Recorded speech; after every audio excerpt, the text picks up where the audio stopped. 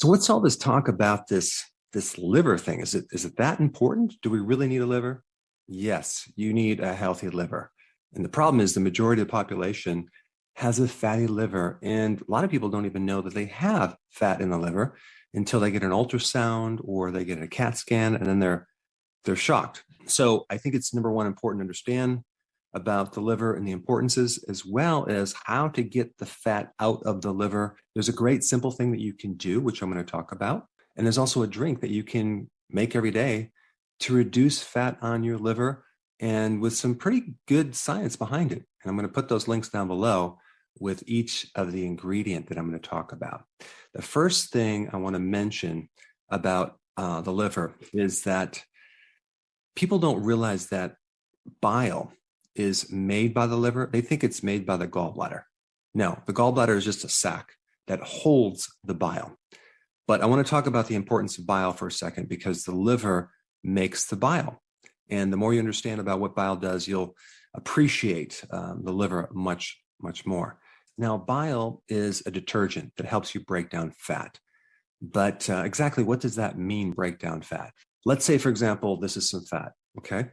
And this is traveling through the stomach. You just ate some fat, and it's going to be now going down into the small intestine. So the stomach will kind of break it down to a certain level, but then we need help from the gallbladder releasing bile to act on this big clump of fat, right?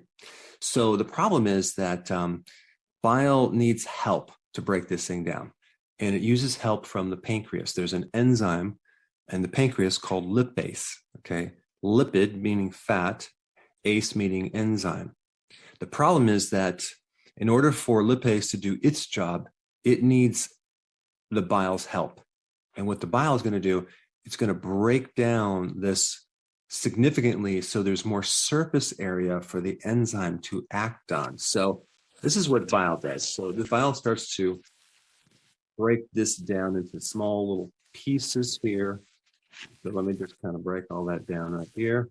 All right, so now we have a much greater surface area of fat for the enzyme lipase to do its job, okay? So simply, bile increases the surface area of fat so you can get more of a complete digestion of that fat. In the extraction into the small intestine, that's where it gets absorbed. So without enough bile, then the enzyme can't do its job, and now you don't get enough vitamin A. The first symptom of a vitamin A deficiency is like night blindness. So you're driving at night, it's raining, and you just can't quite see. It's hard to see at night. Okay, night vision. That's vitamin A. I mean, vitamin A also counters bad sinus problems if you have an immune system issue. So if you have really bad sinuses, chances are you could be deficient in vitamin A. But vitamin A does a lot of other things as well. Then we have a lack of vitamin E. Well, that could show up in your heart. So maybe you get more inflammation in the heart, in the coronary arteries, which shows up as calcification, higher levels of cholesterol, plaquing, things like that. Other than that, it probably won't do anything else. I'm being very sarcastic. Then we have vitamin D. Let's say you can't absorb vitamin D. Well, that's a big problem because you need it for getting rid of pain.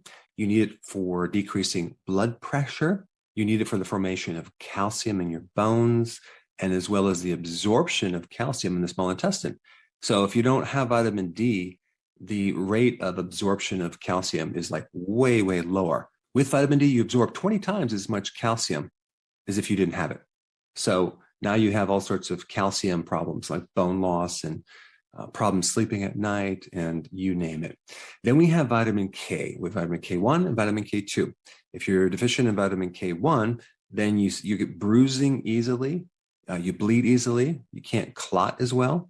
And with vitamin K2, a deficiency of that, you have a calcium building up in the arteries as well as the joints.